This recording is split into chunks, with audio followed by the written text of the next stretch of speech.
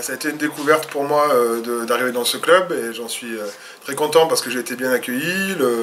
Les fonctions ont démarré cet été au mois de juillet, donc ça fait que quelques mois que je suis là. Et pour l'instant, tout se passe bien. J'ai pu mettre en place ce que je voulais sur l'équipe première et sur le reste du club, c'est en train de démarrer aussi.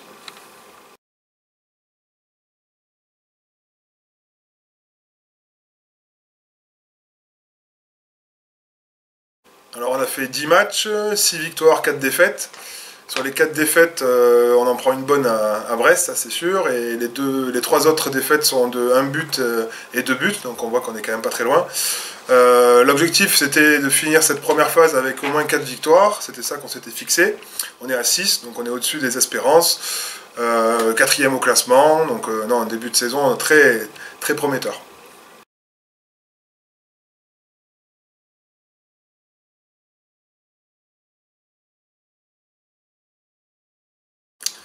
L'objectif à la base c'était le maintien et aujourd'hui on voit qu'on l'a déjà acquis. Donc on a proposé aux joueuses de choisir ce qu'elles voulaient faire sur la deuxième partie de saison.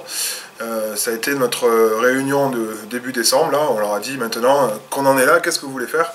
Et je crois qu'elles ont envie de faire quelque chose d'intéressant puisqu'elles ont souhaité finir dans les 5 premiers. Donc moi je pense que c'est un objectif qui est élevé parce que la deuxième partie de saison est plus dure, on a plus de matchs à l'extérieur. Et par contre, si elles sont partie prenante du projet, on a plus de chances d'y arriver.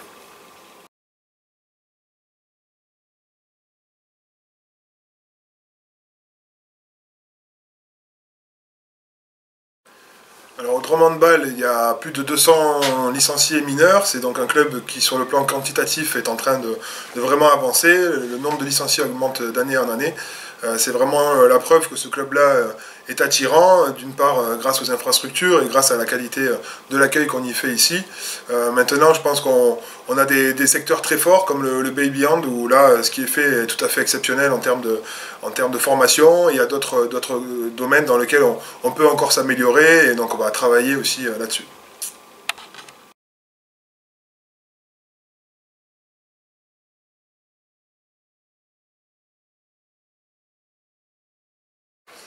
Donc c'est sûr que là maintenant qu'on a beaucoup de joueurs, de joueuses, il faut qu'on travaille aussi sur l'augmentation quantitative des entraîneurs. Il faut qu'on s'entraîne plus et mieux sur toute la filière de formation.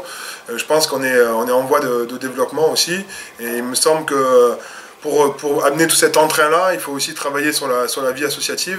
On propose des moments, des événements comme le dîner presque parfait de ce mois de décembre, qui vont être des moments forts et je crois qu'il faut vraiment fidéliser autour de nous parce que pour développer la formation, il faut d'abord fidéliser les gens qui sont là et après voilà, travailler pour les faire progresser.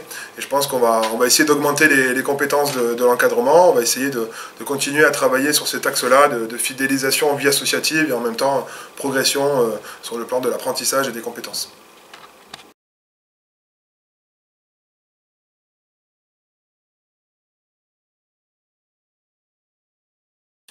Alors sur le plan sportif, les projets du club sont assez ambitieux parce qu'on pense que l'équipe première peut être une équipe qui peut accéder à la première division dans les prochaines années. On souhaite prendre ce fameux statut VAP qui est celui qui autorise une équipe à monter en D1 dès l'année prochaine. Donc ça peut nous permettre de jouer les premiers rôles en D2. Derrière, on va essayer de faire suivre toute la structure sportive en proposant à notre équipe réserve, qui est aussi dans de très bonnes dispositions sportives en ce moment, d'accéder à la Nationale 2 dans les prochaines années aussi. Donc c'est vraiment un projet global sur l'ensemble de la structure avec le développement d'un centre de formation, l'augmentation du nombre d'entraîneurs sur le secteur jeune. On a vraiment l'envie d'avancer et d'aller vers le plus haut niveau.